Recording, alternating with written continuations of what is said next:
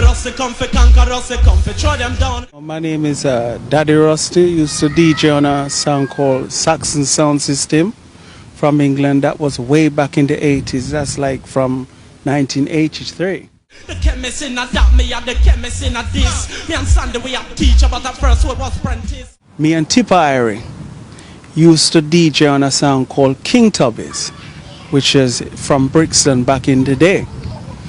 And there was another guy called General Slater. I have to make people know that this, who was our teacher at the time. Now this guy, General Slater, taught me how to, put my lyrics together and stuff. And he had a easy, like a laid back flow, So, I could always write the rhymes, but I wasn't serious about it. I was like just a road guy, on the road. So what happened now, I started take up this thing serious, is that this guy Slater went to Jamaica. So Tipper comes to me and he said, look, what you're gonna do is just me one so just do a thing I make, we just write some lyrics. So I start write the lyrics with Tipper and stuff, and he goes, all right, this guy Lloyd Francis from Saxon want me to come DJ on Saxon. So I said, all right, I go come along, so just come along, we write 2 lyrics, and Dennis Rowe get to love the voice and like our sound, because my voice was different, because back in those days these guys were chatting all these fast styles and all of these things, but as you know, I couldn't chat the fast style back then. I was just using style and pattern and different melodies, so it was harder for me in those times to actually mash up the dance. And so what happened, all of these guys was chatting the fast style. Somebody said, geez, what am I gonna do? So I said, all right, Daddy Rusty chat different from the rest. I sound different from the rest, so that's how that lyrics come about. Because it was Dennis Rowe's brother that come to me and said, boy, Rusty, your voice now for sound rough or nothing, just sound how you sound. So when they start chat the fast style now, I just come, Daddy Rusty chat different from the rest, Coming like Duracell, I just keep going on and on and on and on. So from that, so anytime I hear them chat the fast style, I just come in with that. You understand? So you'd never hear me chat like a fast style. It's always like a laid back, easy style, Rusty style.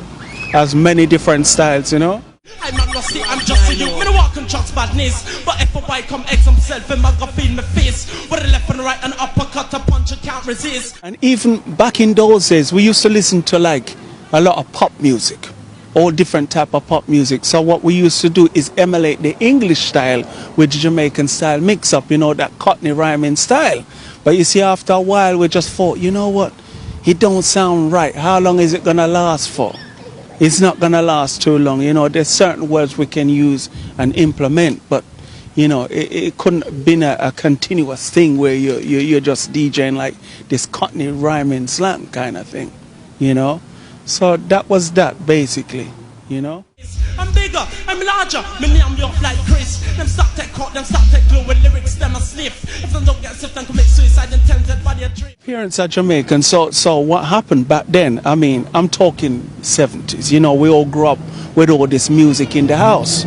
So one of my greatest influences, and people don't know this, was actually Prince Buster.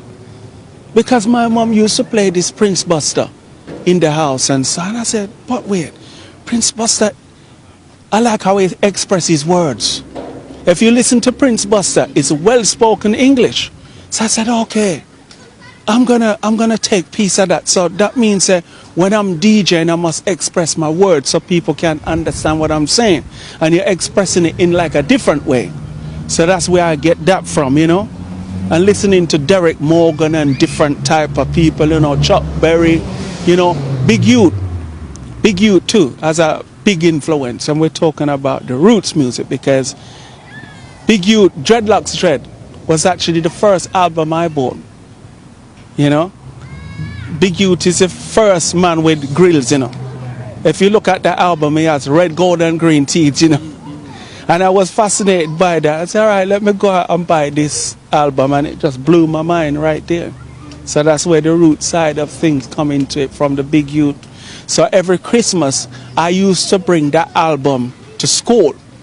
you know, before Christmas time we have the breaks. I'd bring the album, and the rest of my friends would bring like the Bob Marley and stuff, but I'd bring the big youth, you know, and stuff like that. Yeah, so you know, growing up in the home, you know, we'd listen to all of those type of music. Tom Jones, you know, Chuck Berry, you know, all of those type of music, you know. The list goes on, man. I'm talking before Saxon. I'm even talking about before King Tubby's, because we were guys that had a little sound, me, Tipper, and some other guys named Tippergraph. So where we got the practice was in the house, blues. And we got the sound system and the mic, and man just all give you the mic and we just DJing. So that's where we got the practice until we move on to King Tubby's, and from King Tubby's it was to Saxon, you know. So, you know, it was forever having that, you know, lyrical inclined skills and stuff, you know. And always be trying to think out of the box and stuff like that. Trying not to do what everybody else is doing. And try not to sound like everybody else, you know. Yeah, just try and make a difference, you know. You got to rock, you got to twist, you got to listen to this. Cause this one nice, cause this one sweet, you know, say this one Chris. When I went to Saxon, Levi was there, Colonel was there. Me and Sandy came the same time. Asher and Smiley used to be there on and off. That time Maxi Priest had just left. You see? So as I said, how I got on to Saxon, it's like me being with Tipper and the lyric, the combination songs what we had. That was my audition right there. And me sounding our sound. Because Dennis Rowe was saying, all right, this guy don't sound like nobody else. Let me give him a run. And from that, yeah, it just, you know. Yeah, just hearing your voice and all this crowd, just a cry for you, think, wow, I can do these things. I just took it from there, you know, to another level right there. Chemist in a that, me and the chemist in a this. Me and Sandy, we have teach about that first we was apprentice. Back in those times, it was just love. We didn't realize what we're actually doing. It was just love. So, you know, your artwork would be at home. You just done it for love. It wasn't about money back then, you know. So it was just a natural thing back then, you know. And then the boy could come to us and take the piss. If the one face we need them done with shoes and make them kiss. Levi was a leader, and let me tell you one thing about Levi, you know. Levi is very inspirational. When we come on the end, say like you chat like a good lyrics or so, it would encourage you. Say, yeah man, that lyric, that's a, yo Russell, I like that lyrics the way you chat last night. It bad.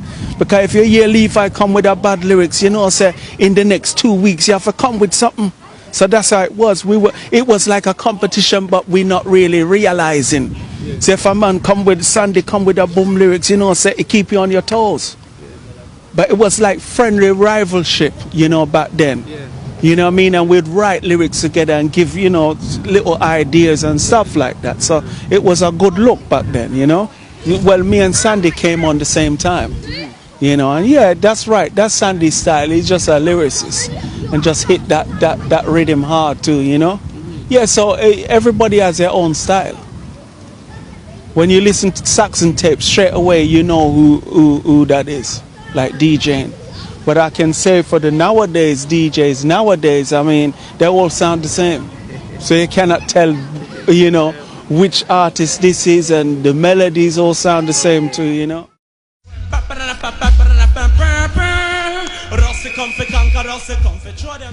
It was a place called the Factory. Now the factory is in Paddington over West London, so that was round near the carnival time. And that's where we had a lot of fans over West London there. Those fans there just like crazy over there. And as you know, that dance was history.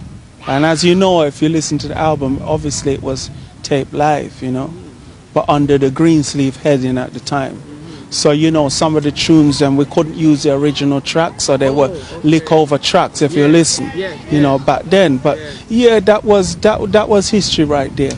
I mean, it's still selling right now, you know, but we as little kids, you know, not knowing certain things about contracts and stuff back in those days, you signed certain things, and you understand what I mean? Yeah. Rossi come for conquer, Rossi come for throw them down. Man, you know, it's just listening to certain things on TV, you know, the Bonanza itself, so I just come up with the idea, oh, that sound good, let me just take a little piece of that and just put like a little lyrics to it, you know?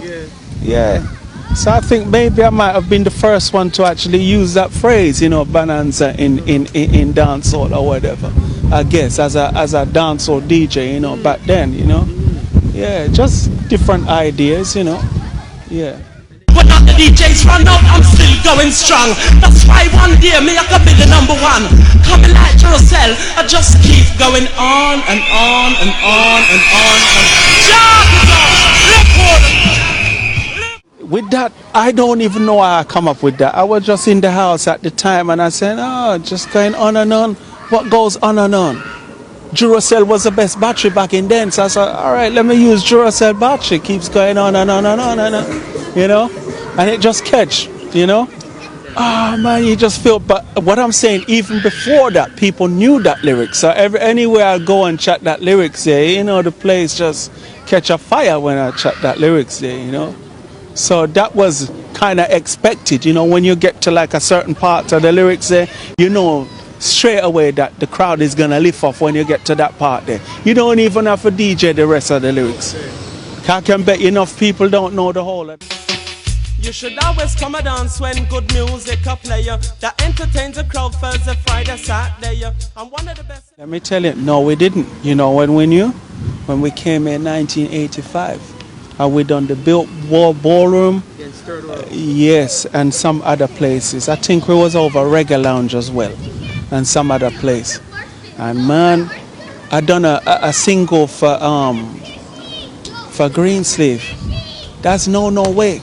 That lyrics there, I didn't even like that lyrics there. That was like a commercial lyrics. I keep on telling my brethren Coley that's laughing over there right now. I just pencil and pen that one. That was like a commercial lyrics for Greensleeves. And when I come here and hear that in the dance and I hear this gunshot fire, I think, Jesus Christ. Hold on. You say gunshot fire? Yes, man. It was in a place called Love People. Yeah. Yes. And what happened when you heard man, that? I hear some shots in there, man. And I thought, oh, that's the magnitude of the song like that? So we didn't realize even the lyrics when we came. And we touched the mic, you know, in those dance and we're chatting certain lyrics and the crowd, them, you know. Because this is the one, the Tilden Ballroom. That crowd there was thick. The police couldn't even disperse that crowd there. There was a guy that was on the door that pulled out his 9 and just bust a couple shots to disperse that crowd there. And that's when we knew. Because we didn't realize until we come to, you know, the US that, you know, the movement was so big, you know. So who invited you to come to America and what made you say yes at the time for the first 1985 clash against Saxon? Well, it was supposed to be a guy called Robert Livingstone, you know, who was a producer. Robert Livingston? Yeah. With the Shaggy Robert Livingston? Yes. He had that stuff? He was supposed to have sent for us. But that fall through, so it was a guy called Wireless that actually sent for us. 2 twin brothers. They're from off of Utica there. So they sent for us instead. But we'll be around Robert and stuff like, you know. Yeah. So we were always in contact with Robert stuff because he had the Blue Track record label back then in UK. So he was traveling back and forward, yeah. And were you guys aware of the clash, or they just told you to come down, or you guys knew that, like you knew that it was going to be a clash against I didn't know there was going to be a clash with Third World. It just turned out that way, you know. But, you know, me personally wasn't really a clash person, but I have those clash lyrics. But Levi was more of the clash and Colonel, you know. Yeah. Talk about that night in Tilden Ball.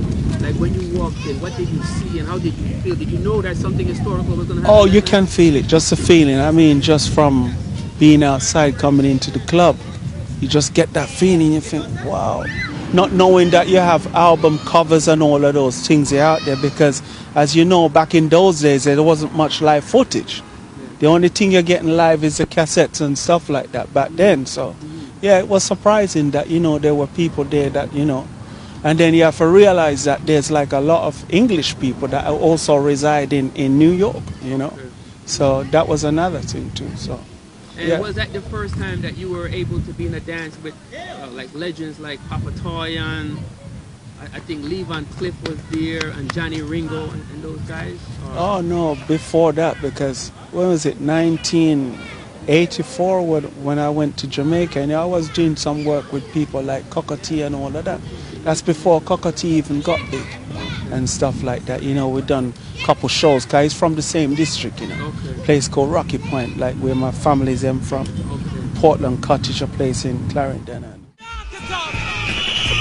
Lick water. Lick water. Lick water. Tear down the rock back me about. So I heard of Screechy Dunn, yeah, and Red Fox and all of those guys. And Shaggy, they were around in the same kind of crew kind of back then, right? Yeah, so I've actually spoke to Screechy Dunn not too long ago. Yeah. So I have a number for him, so yeah. You know, they were here and we were over there, you know? Yeah. We always heard of each other but never really met like that. Lick water. Lick water. Lick water. It's been a long time, but you see what happened is, I don't know if you realize this, but you don't really find any DJs on Saxon anymore. Because what happened in the early 90s, you know, when all this juggling of music was going on, from around those times I stopped really DJing on the sound and stuff from back then. You know, there's certain little things where myself and the rest of DJs, you know, were doing, like trying to get some shows done, because when was it? I think a year and a half ago, that's right, I went back to UK and we done like a 4-day, like a mini tour. That was me, Levi, Colonel, Sandy and Tipper, you know, and done like a couple of tracks and stuff. Lick water. Lick water. Lick water. What's up to the world? To the whole world, everybody that knows Daddy Rusty and been supporting the thing from way back.